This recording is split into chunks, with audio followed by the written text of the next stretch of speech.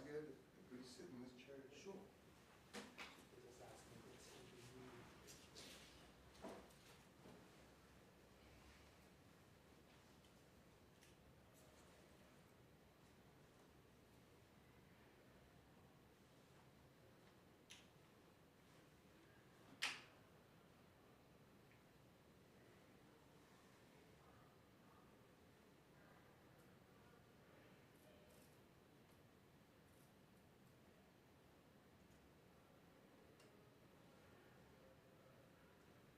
Brilliant. I'll try to buzz you back when we're finished. Oh, yeah. Or like what, the slate or something like that? No, I'm not sure. Maybe Cassie might have something to do with it. Because maybe, because her name was mentioned for me to go test the camera here at the police station. Oh, yes, sorry, I'm not much.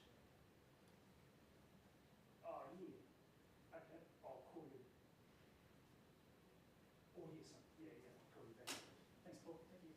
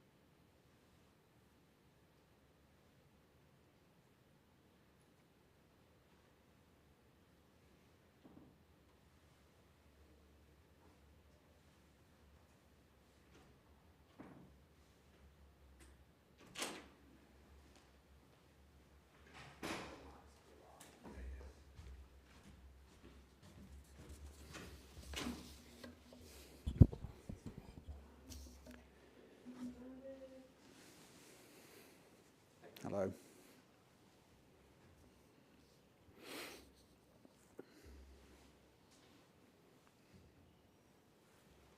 You might have to wait a minute. Just...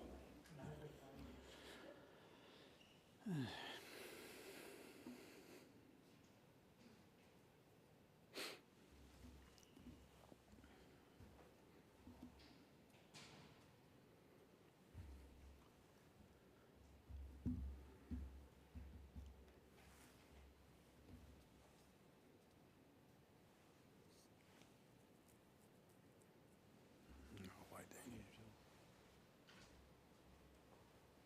Where you both from? 9 and 7. Okay, nice. Yeah. Has Great, it, great. Great. Yeah, thanks. has day been? Well, afternoon shift has been long already, so, but not too bad. Yourself? Yeah. Yeah, Yeah. Day. you've had a busy one. I was just out at the Port Arlington police station. Okay, what's happening up there? Well, the station was fire-bombed. Oh, was it Yeah. really? Okay, I didn't know that. Yeah. Just the front window was damaged, but Yeah. The police station. Yeah. it's pretty extraordinary to time at the police station. Yeah. Yeah. It's not open very often though, the Port Arlington station, I think. No, and it's not 24/7, so no one was there.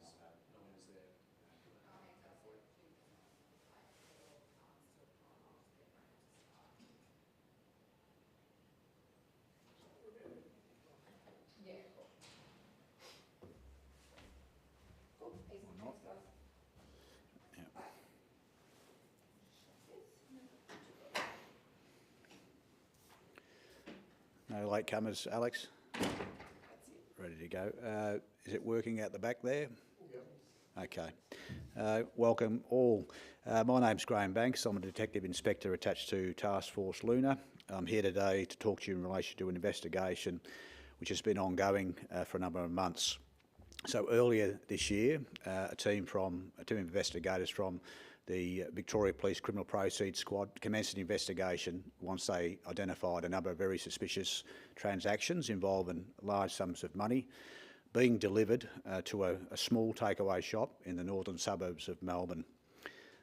When it became apparent that these transactions are likely to be involved with illicit tobacco trade, that team was brought on board to the Task Force Luna, where they've worked since.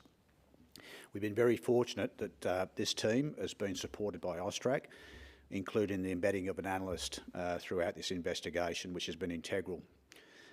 Through this investigation, and it's quite alarming to say, this $83 million in cash has been identified as being delivered to what is a small takeaway shop in the northern suburbs. Police believe this money is the laundered proceeds of criminal activity of a serious and organised crime group. Yesterday, 2 men were arrested in relation to this investigation, which is ongoing, and during search warrants that were executed, approximately $7.2 million worth of illicit tobacco was seized. A large quantity of cash was also seized, as well as some high-end watches. This team was also supported yesterday by Australian Border Force, who we have a number of ongoing investigations in relation, obviously, to illicit tobacco. Given the nature of these crimes that are committed by serious and organised crime groups attached to illicit traffic, it's never been more important that the work of the Criminal Proceeds Squad is supported, and outcomes such as this are really integral to trying to keep the community safe. The money utilised by the sale of illicit tobacco is used, which I'm happy to talk about, in very serious offending. I don't propose to go through each of the details of the press release that you've been provided, but I am happy to take questions of a general nature in relation to the investigation. Where I can speak about the details of that investigation, I will, but obviously it is ongoing, and some areas I won't be able to. So over to you. How significant is this breakthrough? Well, it's significant in a number of ways. One is the methodology, which we're increasingly seeing, of sending offshore tens of millions of dollars of illicit wealth. This group is connected to an Iraqi organised crime entities, and they're funneling money offshore to people who are directing very serious crimes into Victoria and the rest of Australia by the use of this money. The crimes, and I think sometimes people get lost on the scale of money, because we live in a world where $1 billion blows up a budget, and then there's another billion, and money doesn't seem to matter too much. In relation to this, I'll just talk to $1 million. What $1 million buys an organised crime entity who's offshore, that will buy you approximately 400 stolen cars. So approximately $2,000 a piece, something like that. $1 million will pay for 100 arsons. $1 million will buy you about 40 semi-automatic pistols with rounds, or if you prefer, 20 assault rifles. $1 million will probably pay for 2 underworld hits of mid-level underworld characters. Sometimes it goes up to $1 million. So there's $4 million, and the vast number of crimes can be committed with that money, but doesn't talk to the people that sit behind the crime, and all the houses that have been broken into, and the hundreds of people who've been victims of aggravated home invasions, or the large number of businesses who had their businesses destroyed who aren't even related to the illicit tobacco trade, people who have nothing to do with it other than having a shop that's next door. So as we go forward, it's imperative that every dollar that is taken from these groups. Can you explain how this organised crime syndicate and the money that's been laundered, how has that fueled violent crimes here? Well, as I just went through, so you've got all these crimes that are purchased for and are organised via encrypted applications, some of them generic, such as Signal and WhatsApp. And people take up contracts, sometimes very small in monetary value, to do very serious offending. We see aggravated home invasions where people are seriously assaulted, which are paid for with this money. We see people kidnapped and assaulted, which is paid for in this money. The arrests you've made and the seizures you've made, what sort of impact will that have on the community and also the crime syndicate? Well, I would like to say that would have a significant impact on these groups, but the fact is the volume of money that's been made over the last 5 to 10 years in relation to illicit tobacco is really staggering. I know recently there was a report released in relation to the illicit drug trade, and at the street level it is estimated that $10 billion worth of drugs are sold on the streets each year. We see that and more every year through illicit tobacco. So these groups are seeking control of hundreds of millions of dollars, and we know that's the quantity that they are sending offshore. And while this is a good starting point, it is far from the end game. Do you have your eyes on other similar syndicates? Yes, of course we do. So there is clearly 1 or 2 syndicates that have been driving this significant harm, and they will be the focus because they are the people who are killing people.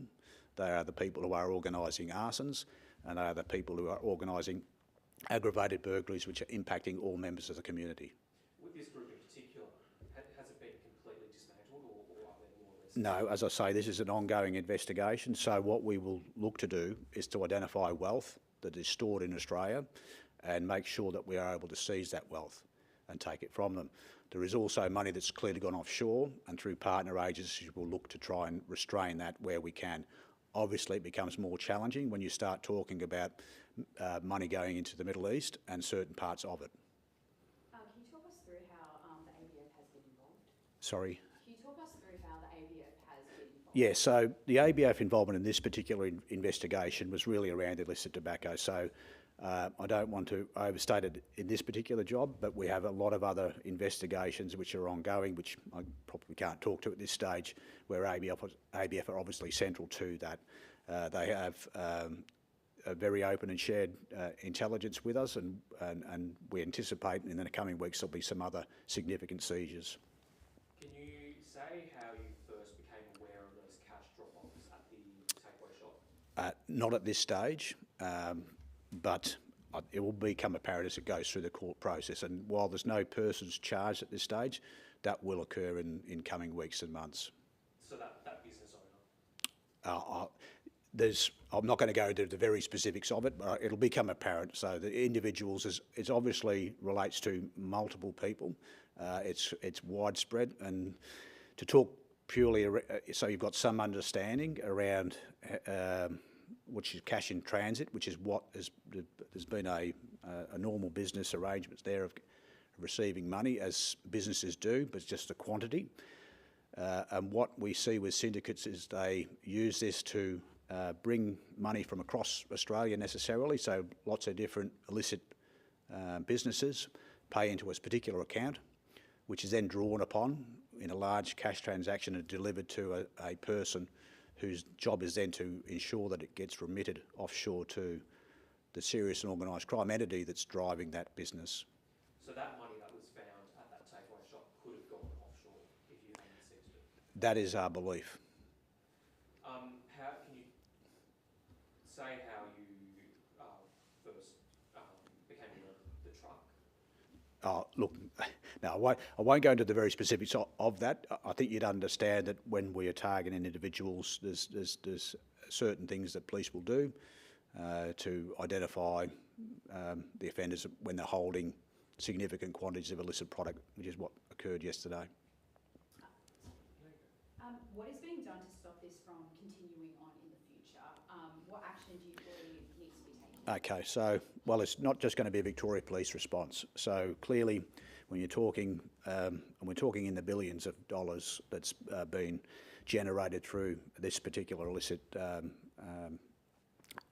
enterprise, for want of a better word, you need all of Australian police forces and both at the state and federal level to be on board, as well as agencies such as AUSTRAC, who are very much across that and aware of it.